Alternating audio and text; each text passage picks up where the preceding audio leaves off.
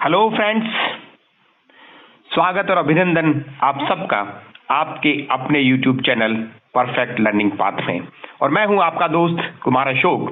हाजिर हूं मैं एक बार फिर इकोनॉमिक सर्वे 2019 की क्रिटिकल एनालिसिस सीरीज में एक फिर नए टॉपिक के साथ। और जी हां, आज का नया टॉपिक है फॉरेन ट्रेड यानी कि विदेशी व्यापार। फ्रेंड्स, जैसा हम सभी जानते हैं, इसी दौर से गुजरे हैं, जो फॉरेन ट्रेड और विदेशी व्यापार है उसके बारे में लोगों को लेकर एक अज्ञात सा भय विषय को लेकर रहता है। थोड़ा समझते हैं कि क्लिष्ट है, थोड़ा समझने में थोड़ा सा अपने परेशानी पैदा करता है।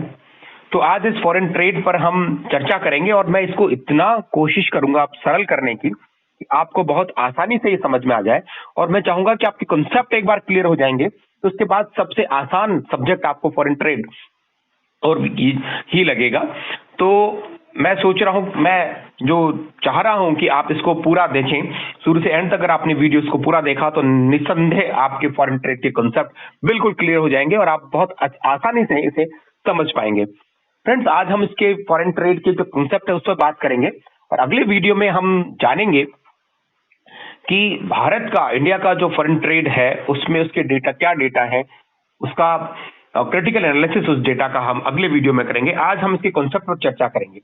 तो फ्रेंड्स, ये वीडियो बहुत ही इंपॉर्टेंट होने वाला है, इसलिए आप सबसे अनुरोध है कि इस वीडियो को शुरू से अंत तक जरूर देखिएगा और इसे पसंद आए तो इसे लाइक और सब्सक्राइब, लाइक और शेयर जरूर कीजिएगा और चैनल को प्लीज सब्सक्राइब जरूर कर लें ताकि, और जो बेल आइकन है उसे भी क्लिक कर दें ताकि आने वाली समय सभी वीडियोस आपको मिल सके। तो फ्रेंड्स, शुरू करते हैं आज का वीडियो, फॉरेन ट्रेड, विदेशी व्यापार। आज हम इस वीडियो में जो जानेंगे, जिन सब्जेक्ट पर हम चर्चा करें, जिन टॉपिक्स पर, सब टॉपिक्स पर हम चर्चा करेंगे, डिस्कस करेंगे, वो है डेफिनेशन, परिभाषा कि फॉरेन ट्रेड क्या है, भुगतान संतुलन क्या है, व्यापार संतुलन, balance of trade, balance of payment ये क्या है, दृश्य अदृश्य व्यापार यानी कि विजिबल इनविजिबल ट्रेड क्या है, करंट अकाउंट क्या है, कैपिटल अकाउंट क्या है। ये इसकी टर्मिनोलॉजी है जो हमारे क्वेश्चंस में यूज होती है। फ्रेंड्स, आप ध्यान रखिएगा, यूपीएससी, आरपीएससी, स्टेट किसी भी पीएससी और एसएसबी, एसएससी के जो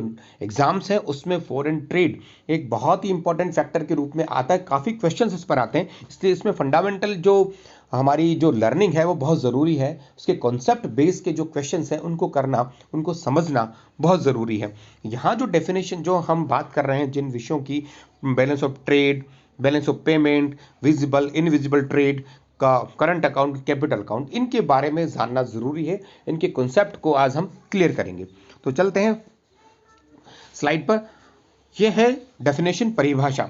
आखिर फॉरेन ट्रेड है क्या, पहले हम इसको समझने की कोशिश करते हैं कि एक सिंपल सी बात है कि जब हम विदेशों, एक देश दूसरे विश्व के किसी भी अन्य देश के साथ, एक कंट्री जो अदर जो वर्ल्ड के जितने भी कंट्रीज हैं उनके साथ किसी भी तरह का कोई भी ट्रांजैक्शन, किसी भी तरह का ट्रांजैक्शन करे, वो सारे जो ट्रांजैक्शन है उसका जो रिकॉर्ड रखा जाए, जो भी रिकॉर्ड रखा जाएगा वो क्या कहलाएगा, उसका लेखा जोखा जो रिकॉर्ड रखा जाता है वो बैलेंस ऑफ पेमेंट कहलाता है। विदेशी व्यापार का वो समस्त लेखा जोखा एक देश समस्त विश्व के साथ किसी अदर कंट्रीज का जितने भी प्रकार के ट्रांजैक्शन करे, चाहे व्यापार के करे, सेवाओं के करे, किसी भी तरह का एनी ट्रांजैक्शन एक कंट्री दूसरे किसी भी कंट्री के साथ करे, सारे विश्व के कंट्रियों के साथ जो भी वो ट्रांजैक्शन कर रहा है वो सारा उन सब का रिकॉर्ड बैलेंस ऑफ पेमेंट कहलाता है। भारत के संदर्भ में अगर हम इसको एग्जांपल से समझें तो भारत का एक फाइनेंशियल ईयर क्या है, हम जहां बात करेंगे एक फाइनेंशियल ईयर की बात करेंगे। फाइनेंशियल ईयर क्या है भारत का, 1 अप्रैल टू 31 मार्च। तो भारत के संदर्भ में यह होगा कि भारत 1 अप्रैल से 31 मार्च तक विश्व के जितने भी देशों के साथ, चाहे कितने भी देशों के साथ करे, समस्त देशों के साथ जो भी वो ट्रेड कर रहा है, जो भी वो ट्रांजैक्शन कर रहा है, जो भी वो गुड्स का, सर्विसेज का, किसी भी तरह का कोई भी ट्रांजैक्शन अगर कर रहा है, वो समस्त ट्रांजैक्शन जिस रिकॉर्ड में रखे जाएंगे वो रिकॉर्ड बैलेंस ऑफ पेमेंट कहलाता है। तो बात समझ में आई कि एक समस्त जितने भी उन समस्त सारे ट्रांजेक्शन का, एक देश के संपूर्ण विश्व के साथ जितने भी ट्रांजेक्शन हो रहे हैं उन सब ट्रांजेक्शन का एक जारी रखना, उसको रिकॉर्ड रखना, वो बैलेंस ऑफ पेमेंट कहलाता है। यानी कि सारी चीजें इसमें, एक देश के विश्व के साथ व्यापार का सारा इसमें आ गया है। नाउ ये जो समस्त लेन देन हमने रिकॉर्ड रख लिए बैलेंस ऑफ पेमेंट में, तो उसको एक मैनेज करना पड़ेगा। इतना बड़ा अकाउंट हो गया है वो, तो उसको मैनेज करना पड़ेगा। तो हम उसको मैनेज करने के लिए उसके दो पार्ट करते हैं। नंबर 1 कहलाता है चालू खाता यानी कि करंट अकाउंट, और दूसरा कहलाता है पूंजीगत खाता यानी कि कैपिटल अकाउंट। यानी कि समस्त लेन देनों को हमने दो पार्ट में डिवाइड कर दिया, current account and capital account. तो बात समझ में आई, current account and capital account से मिलकर बैलेंस ऑफ पेमेंट बनता है। नाउ यानी कि बैलेंस ऑफ पेमेंट एक बड़ी, सबसे बड़ी अम्ब्रेला है। उसके अंदर उसके अकाउंट के दो पार्ट हैं, current account and capital account. अब हम चलते हैं कि करंट अकाउंट और कैपिटल अकाउंट में डिफरेंस क्या है, उसको समझने की कोशिश करते हैं। यहां हम सिर्फ थोड़ा सा समझेंगे, लेकिन जो अंतिम स्लाइड है उसमें मैं बिल्कुल क्लियर कर दूंगा कि करंट अकाउंट और कैपिटल अकाउंट में डिफरेंस एग्जैक्टली क्या है, वो आप बहुत अच्छी तरह से समझ जाएंगे। अभी हम इस स्लाइड में बात करेंगे कि दोनों में हल्का सा किस तरह से डिमार्केशन होता है, कौन कौन सी चीजें करंट अकाउंट में शामिल है, कौन सी चीजें कैपिटल अकाउंट में शामिल है। लास्ट स्लाइड में इसके कॉन्सेप्ट को समझेंगे। यहां जो हम देख रहे हैं वस्तुओं का आयात और निर्यात चालू खाते का पार्ट है। यानी कि जितनी भी वस्तुएं हैं, जो गुड्स हैं, यानी गुड्स यानी जिनको हम टच कर सकते हैं, जो टेंजिबल आइटम्स हैं, जैसे कोई खाद्य पदार्थ जा रहा है, कोई मशीन है, जिनको हम टच कर सकते हैं, टेंजिबल आइटम्स हैं, वो सब गुड्स कहलाते हैं। तो समस्त जितनी भी गुड्स हैं उनको हम चाहे आयात करें, इंपोर्ट करें, चाहे एक्सपोर्ट करें, निर्यात करें, चाहे एक्सपोर्ट करें, इंपोर्ट करें, कुछ भी करें, टेंजिबल गुड्स का जो करेंगे वो किस में आएगा, करंट अकाउंट में शामिल होगा। उसका हम लेखा जोखा, उसका रिकॉर्ड कहां रखेंगे, करंट अकाउंट में रखेंगे। इंपोर्ट और एक्सपोर्ट कुछ भी करें वस्तुओं का, वो सारा का सारा गुड्स का इंपोर्ट एंड एक्सपोर्ट, वो सब के सब करंट अकाउंट यानी कि चालू खाते में लिखा जाएगा। नंबर 2, सेवाओं का आयात और निर्यात यानी कि सर्विसेज इंटेंजिबल होती हैं। जैसे पर्यटन, टूरिस्ट आए भारत में, या भारत के लोग वहां घूमने गए दूसरे देशों में, या कोई व्यक्ति चिकित्सा के लिए आया, या हेल्थ के लिए भारत का कोई व्यक्ति इलाज कराने विदेश गया, वो सारी सेवाएं जो हम दे रहे हैं, सर्विस जो प्रोवाइड की जा रही है, उसका सर्विस का चाहे हम इंपोर्ट करें चाहे एक्सपोर्ट करें, वो भी किसका पार्ट होगा, हमारे करंट अकाउंट का पार्ट होगा। यानी कि गुड्स भी सर्विसेज भी दोनों का ही इंपोर्ट और एक्सपोर्ट करंट अकाउंट का पार्ट होगा। थर्ड वन, यानी कि इंटरेस्ट मिलता हो, डिविडेंड मिलता हो, जो भी अन्य प्राप्तियां इस तरह की हमारे को हो रही हैं, ब्याज में मिल रही हैं, लाभांश में मिल रही हैं, वो सब करंट अकाउंट का पार्ट है। तो करंट अकाउंट को तीन पार्ट हो गए, तीन भाग हो गए। एक वस्तुओं का, गुड्स का इंपोर्टेंट एक्सपोर्ट, सेवाओं का यानी सर्विसेज का इंपोर्टेंट एक्सपोर्ट, और ब्याज और डिविडेंड और अन्य जो चीजें हमको प्राप्त हो रही हैं वो सब करंट अकाउंट में शामिल होती हैं। राइट। कैपिटल अकाउंट की बात करते हैं। कैपिटल अकाउंट में क्या शामिल होगा, विदेशी निवेश यानी कि फॉरेन इन्वेस्टमेंट। फॉरेन से जो भी इन्वेस्टमेंट आ रहा है, जितना भी इन्वेस्टमेंट आ रहा है, वो क्या होगा, कैपिटल अकाउंट में जाएगा। विदेश में हम जो कोई अगर लोन ले रहे हैं, ऋण अगर आपने लिया है विदेशों से, जो लोन ली है, वो भी सब कैपिटल अकाउंट का पार्ट होगा। और फॉरेन जो रिजर्व्स हैं, विदेश में जो भी रिजर्व्स आपने ले रखे हैं, जो आ रहे हैं विदेश, जो इसका रिजर्व बैंक जो कस्टडी में जो रहता है, तो वो सारा विदेशी रिजर्व, फॉरेन एक्सचेंज जो हमारा है, वो सब भी कैपिटल अकाउंट का पार्ट होता है। यहां आप मोटा मोटी एक चीज समझ ली हमने कि करंट अकाउंट और कैपिटल अकाउंट में कौन कौन सी गुड्स को, कौन कौन सी चीजों को हम शामिल करंट अकाउंट में करते हैं, किन किन आइटम्स को हम कैपिटल अकाउंट में करते हैं, ये हमने एक जानने की कोशिश की। नाउ आगे हम इसका फर्दर विश्लेषण करते हैं। करंट अकाउंट, करंट अकाउंट में क्या शामिल है उसको हम जानने का कोशिश करेंगे। करंट अकाउंट क्या है, बैलेंस ऑफ पेमेंट के का एक अंश है। बैलेंस ऑफ पेमेंट के दो पार्ट किए हमने, current account and capital account. अब हम करंट अकाउंट की बात करते हैं। करंट अकाउंट में क्या शामिल है, करंट अकाउंट में को भी हमने दो भागों में फिर फर्दर डिवाइड किया, टू पार्ट्स में। वन, विजिबल आइटम्स यानी कि टेंजिबल गुड्स, जैसा हमने पहले किया था, गुड्स का इंपोर्ट और एक्सपोर्ट, ये हम किस में मानते हैं? विजिबल आइटम्स मानते हैं इसको, जो देख सकते हैं, छू सकते हैं, टेंजिबल आइटम्स हैं। एक भाग ये हुआ। तो करंट अकाउंट के भी दो पार्ट किए हमने, विजिबल अकाउंट, तो ट्रेड्स जितना भी हो वस्तुओं का यानी कि गुड्स का जितना भी हम ट्रेड कर रहे हैं, गुड्स का जो भी हम इंपोर्ट और एक्सपोर्ट कर रहे हैं, उसका एक उस खाते का भी एक सब पार्ट बना दिया विजिबल आइटम्स, वो वहां जाएगा। दूसरा पार्ट हमने कर दिया invisible account, invisible items. Current account का दूसरा पार्ट क्या है? इनविजिबल, जिसमें हमने क्या रखा? सर्विसेज, वस्तुओं का आयात और निर्यात, यानी कि इंटेंजिबल गुड्स, जिनको हम छू नहीं सकते, टच नहीं कर सकते, ऐसी जो सेवाएं, ऐसी जो चीजें हैं, इंटेंजिबल जो गुड्स हैं, सर्विसेज यानी कि सर्विसेज हैं, उनका इंपोर्ट और एक्सपोर्ट वो इनविजिबल आइटम्स में चला गया। तो बैलेंस ऑफ पेमेंट, उसके दो part, current account and capital account, और करंट अकाउंट के भी दो पार्ट, विजिबल और इनविजिबल। विजिबल में टेंजिबल गुड्स का इंपोर्ट और एक्सपोर्ट, और इनविजिबल में हमने लिया सर्विसेज का इंपोर्ट और एक्सपोर्ट। नाउ ये हमने क्यों किया? बहुत इंपॉर्टेंट है। इंपॉर्टेंट क्या है इसमें?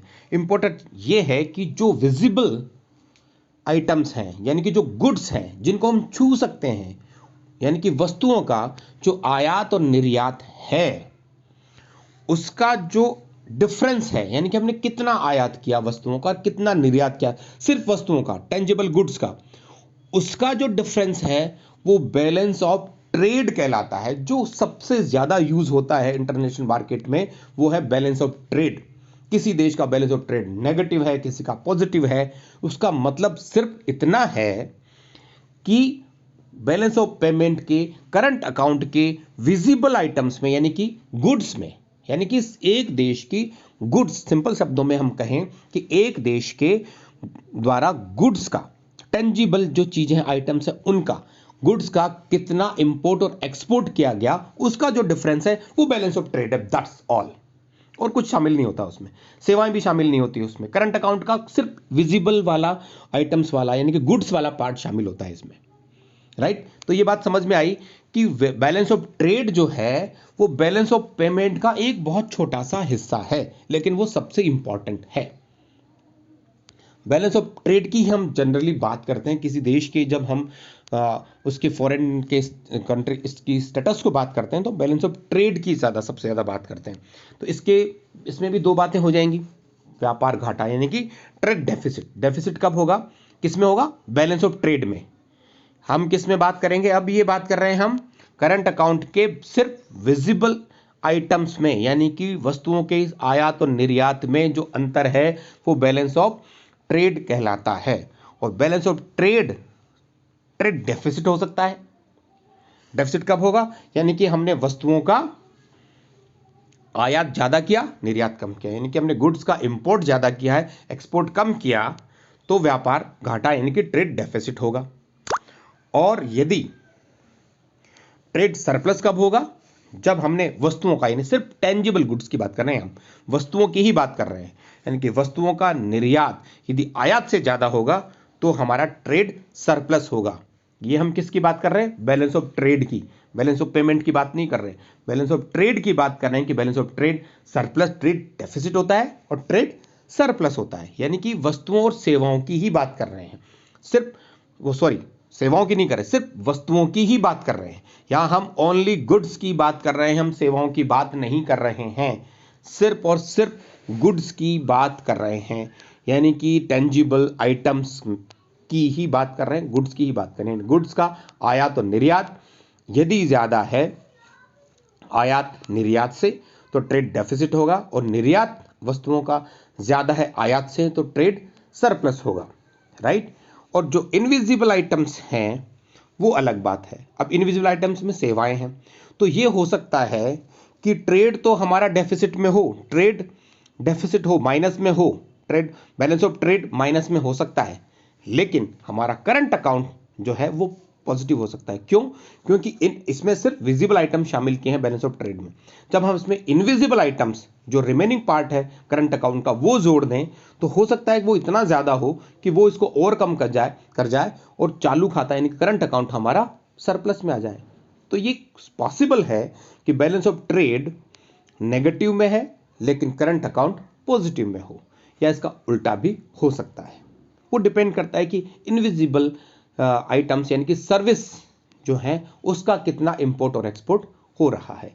तो ये इंपॉर्टेंट बात है कि बैलेंस ऑफ पेमेंट एक बहुत बड़ा कैनवास है, उसका करंट अकाउंट एक पार्ट है, दूसरा कैपिटल अकाउंट है, और करंट अकाउंट का भी दो पार्ट है, विजिबल अकाउंट, और उस विजिबल अकाउंट का जो डिफरेंस है उसमें वस्तुओं और सेवाओं का आयात निर्यात, वो बैलेंस ऑफ ट्रेड है। इनके balance of trade balance of payment का एक बहुत छोटा सा हिस्सा है, लेकिन सबसे इंपॉर्टेंट हिस्सा है, राइट। तो ये बात समझ में आ गई है बैलेंस ऑफ ट्रेड क्या है। दूसरा, चालू खाता भी समझ में आ गया कि चालू खाता क्या है। चालू खाता बैलेंस ऑफ ट्रेड के नेगेटिव होते हुए पॉजिटिव हो सकता है, और बैलेंस ऑफ ट्रेड के पॉजिटिव होते हुए भी करंट अकाउंट हमारा नेगेटिव हो सकता है, क्योंकि balance of trade current account का एक पार्ट है, right. Okay, now next, capital account. पूंजीगत खाता क्या है? पूंजीगत खाता जो हमने अब तक समझा कि जो वस्तुएं और सेवाएं और जो चीजें आई वो सब तो करंट अकाउंट में चली गई। हमने बात की थी फॉरेन इन्वेस्टमेंट की। फॉरेन इन्वेस्टमेंट दो तरीके का होता है, एक foreign direct investment FDI. FDI क्या होता है? एफडीआई का मतलब कि कोई एक इन्वेस्टर आया विदेश से, उसमें भारत में आया, भारत में आके अगर उसने फैक्ट्री फिजिकली एस्टेब्लिश कर दी और वहां पर लोगों को एम्प्लॉयमेंट जनरेट कर दिया, लोगों को एम्प्लॉयमेंट दे दिया, तो जो फिजिकल असेट बनाकर एम्प्लॉयमेंट जो दे रहे हैं, ऐसा इन्वेस्टमेंट फॉरेन डायरेक्ट इन्वेस्टमेंट है। तो जो फॉरेन डायरेक्ट इन्वेस्टमेंट हुआ है वो किसका पार्ट हुआ? कैपिटल अकाउंट का। इसके सामने जो लिखा है लाभ, वो मैं थोड़ा बाद में आपको समझाऊंगा। दूसरा, फॉरेन इंस्टीट्यूशनल इन्वेस्टमेंट हो सकता है, एफआईआई। ये क्या होता है कि एक इन्वेस्टर फिजिकली कुछ भी क्रिएट नहीं करता, लेकिन कोई कंपनी है, उस कंपनी में कुछ शेयर खरीद लेता है। तो जब शेयर उसने खरीद लिए, शेयर में यानी कि सिर्फ पैसा लगा दिया, बाकी उसने फिजिकली यहाँ कुछ भी चेंज, यहाँ कोई टेक्नोलॉजी नहीं लाया, यहाँ कोई फैक्ट्री नहीं लगाई, यहाँ के रोजगार नहीं दिया, लेकिन यहाँ की किसी कंपनी में उसने अपने शेयर मनी लगा दी, तो वो फॉरेन इंस्टीट्यूशनल इन्वेस्टमेंट हो गया, राइट। तो ये दोनों में डिफरेंस होता है। अब एफडीआई जो है, जो हमने फॉरेन डायरेक्ट इन्वेस्टमेंट जो किया किसी व्यक्ति ने, उसको क्या मिलेगा? फैक्ट्री लगाने से प्रॉफिट मिलेगा। और एफआईआई फॉरेन इंस्टीट्यूशनल इन्वेस्टमेंट किसी ने किया, उसको क्या मिलेगा? डिविडेंड यानी कि लाभांश मिलेगा। उसको डिविडेंड मिलेगा एफआईआई को, और एफडीआई को प्रॉफिट मिलेगा। नाउ एफडीआई यानी कि उसने जो इन्वेस्टमेंट किया वो कैपिटल अकाउंट में जाएगा, लेकिन जो उसको प्रॉफिट जो उसको अर्न कर रहा है वो करंट अकाउंट में जाएगा। किसका पार्ट होगा? लाभ, फॉरेन डायरेक्ट इन्वेस्टमेंट जो उसने इन्वेस्टमेंट किया है वो कैपिटल अकाउंट का पार्ट है, लेकिन उसको इन्वेस्टमेंट के बाद जो उसको प्रॉफिट मिल रही है वो करंट अकाउंट का पार्ट होगी, वो करंट अकाउंट में जाएगी, उसका लेखा जोखा करंट अकाउंट में रखा जाएगा।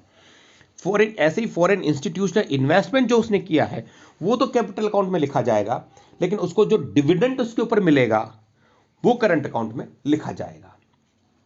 तीसरा, लोन जो हमने, विदेशी लोन जो हमने लिया है वो कैपिटल अकाउंट में लिखा जाएगा, लेकिन लोन पर जो हम ब्याज उसको देंगे, इंटरेस्ट जो हम पे करेंगे, वो करंट अकाउंट में लिखा जाएगा। तो इसको ध्यान से अगर देखो तो उसमें एक बात बहुत ही क्लियर कट इससे समझ में आ जाएगी, करंट अकाउंट क्या है और कैपिटल अकाउंट क्या है। वो क्या? वो बात ये है कि एफडीआई हमने लगाया, किसी व्यक्ति ने एफडीआई भारत में लगाया सपोज कीजिए, या किसी ने एफआईआई यहां लगाया, या हमने विदेश से लोन लिया, तो ये जो भी हमने एक्टिविटी की वो सब की सब लायबिलिटी क्रिएट कर रही है, उसको वापस चुकाना ही होगा। एफडीआई किसी ने लगाया तो वो वापस ले जा सकता है, आज लगाया कल अपना इन्वेस्टमेंट वापस ले जा सकता है। एफआईआई जो आज ने लगाया कल उसको वापस ले जा सकता है। विदेशी जो लोन हमने लिया उसको वापस रीपेमेंट करता है। तो जितने भी हम ये बात कर रहे हैं एफडीआई, एफआईआई और विदेशी लोन, जो फॉरेन लोन हमने जो लिया, वो सब लायबिलिटी क्रिएट कर रहे हैं कि फ्यूचर में इनको वापस ले जा सकते हैं, उनको चुकाना पड़ेगा। जिनको भी वापस रीपेमेंट की बात आ रही है, जहां हमें एक एंट्री और करनी पड़ेगी रीपेमेंट की कभी, वो सब कैपिटल अकाउंट का पार्ट है। लेकिन उनसे जो जनरेट हो रहा है, जैसे एफडीआई से जनरेट क्या हुआ? प्रॉफिट, तो प्रॉफिट एक ही बार एंट्री होगी, ले गया, बात खत्म। प्रॉफिट जो उसको मिला वो ले गया, उसको हमने को लायबिलिटी क्रिएट नहीं करा, उसको दोबारा नहीं देना, वो तो ले गया एक बार, बात खत्म हो गई। तो जो लाइबिलिटी क्रिएट नहीं कर रहा है, सिर्फ एक ही बार आया, वो करंट अकाउंट का पार्ट हो गया, इसलिए प्रॉफिट करंट अकाउंट का पार्ट है। लेकिन एफडीआई चूंकि वापस भी कभी ये लिखा जाएगा कि एक 50 करोड़ रुपए किसी ने इन्वेस्टमेंट किए हैं तो 50 करोड़ रुपए वापस भी ले जा सकता है अपने, तो हमारी लाइबिलिटी क्रिएट हो रही है तो वो वापस जाएगा, इसलिए रीपेमेंट की बात हम करेंगे तो वहां वो कैपिटल अकाउंट। लेकिन प्रॉफिट वो ले गया, उसमें कोई रीपेमेंट नहीं, उसका ये हक था, वो ले गया, बात खत्म हो गई, तो वो करंट अकाउंट में चला गया। एफआईआई उसने लाया, वो वापस भी ले जा सकता है, तो जैसे ही वो लाया हमें लाइबिलिटी क्रिएट हो गई, इतना पैसा तो विदेश का वापस भी जा सकता है, तो वो लाइबिलिटी बनते ही कहां गया, कैपिटल अकाउंट में। लेकिन उसको जो डिविडेंड मिला वो एक ही बार मिला, वो ले गया, उसका डिविडेंड उसका पार्ट था, उसका राइट था, वो ले गया, बात खत्म, कोई लाइबिलिटी क्रिएट नहीं हो रही। लोन हमने लिया है तो हमें रीपेमेंट करना पड़ेगा, तो कैपिटल अकाउंट। लेकिन ब्याज जो हमने दे दिया, एक बार दे दिया, उसको कोई लेना देना नहीं, वो ले गया, उसका राइट था, बात खत्म, एक ही बार एंट्री करंट अकाउंट। तो जहां रीपेमेंट हो, दोबारा एंट्री की संभावनाएं हो, वो सब कैपिटल अकाउंट। जहां एक ही एंट्री की संभावना है, जहां हम रीपेमेंट हमको नहीं करना, सिर्फ एक ही बार एंट्री करनी है, जैसे इंपोर्ट हो गया, एक्सपोर्ट हो गया, ये सब एक ही बार हो रहे हैं, तो क्या होगा, कोई एंट्री नहीं, हमने इंपोर्ट कर लिया, उसको पैसा चुका दिया, बात खत्म, कोई लाइबिलिटी क्रिएट नहीं हुई, उसके अगेंस्ट माल आ गया। ऐसे एक्सपोर्ट किया, कोई एंट्री नहीं, एक ही बार एंट्री करनी है। ऐसे ही प्रॉफिट आया, एक ही बार एंट्री की, डिविडेंड आया, एक ही बार एंट्री की, इंटरेस्ट दिया, एक ही बार एंट्री की, लोन आ गया, 2 बार एंट्री लिया है, वापस देना पड़ेगा, तो कैपिटल अकाउंट। जहां रीपेमेंट की बात हो, जहां हमें लाइबिलिटी क्रिएट हो रही हो, जहां 2 बार एंट्री वापस भी करनी पड़ने की संभावना है, वो सब कैपिटल अकाउंट का पार्ट है। और जहां सिर्फ हमें रीपेमेंट नहीं करना, सिर्फ एक ही एंट्री करनी है, वो सब करंट अकाउंट के पार्ट है। बिल्कुल क्लियर, एकदम डिमार्केट। मेरे ख्याल में आपको ये बहुत अच्छी तरह बात समझ में आई होगी कि करंट अकाउंट और कैपिटल अकाउंट बेसिक डिफरेंस क्या है। नो, फॉरेन रिजर्व्स हमारे हैं, ले हमारी लाइबिलिटी क्रिएट कर रहे हैं, कोई वापस भी लेगा, जिसने रिजर्व आज डाले हैं, जो रखे हैं पैसे, वो वापस भी अपने लेगा। तो जब रिजर्व रखा है वापस भी लेगा, तो वो क्या होगा, लाइबिलिटी क्रिएट कर रहा है, 2 बार एंट्री करनी पड़ेगी, कैपिटल अकाउंट। तो ये सब कैपिटल अकाउंट में जाते हैं। और बाकी जहां सिर्फ एक ही बार एंट्री हो, जहां रीपेमेंट की कोई संभावनाएं नहीं हो, वो सब कैपिटल अकाउंट के पार्ट है। तो मैं समझता हूं ये कॉन्सेप्ट आपको समझ में आया होगा कि balance of payment, balance of trade, visible account, invisible items, जो ट्रेड डेफिसिट, ये सब चीजें आपको एक बार समझ में आई होगी। कि ये बात भी समझ में आ गई, बैलेंस ऑफ ट्रेड और बैलेंस ऑफ पेमेंट में जो कंफ्यूजन बहुत लोगों को रहता है, वो सब मेरे ख्याल में क्लियर हो गया होगा कि बैलेंस ऑफ पेमेंट एक बहुत बड़ा, सबसे बड़ा कैनवास बैलेंस ऑफ पेमेंट है। उसमें करंट अकाउंट है, उसमें कैपिटल अकाउंट है, और करंट अकाउंट के भी विजिबल आइटम्स, यानी कि सिर्फ गुड्स के इंपोर्ट और एक्सपोर्ट का जो डिफरेंस है, वो बैलेंस ऑफ ट्रेड है। तो बैलेंस ऑफ ट्रेड और बैलेंस ऑफ पेमेंट में बहुत अंतर है। इनकी balance of trade is a part of balance of payment, but balance of payment is not a part of balance of trade. ये बात भी आपको समझ में आ गई होगी। इस पे बहुत सारे क्वेश्चंस, इन्हीं चीजों को जो हमने बात की है वो घुमा फिरा कर क्वेश्चंस पे बनाए जाते हैं। लेकिन अगर आपकी कॉन्सेप्चुअल क्लैरिटी आ गई है तो सब क्वेश्चंस आपके बहुत आसानी से आप इसको कर पाएंगे।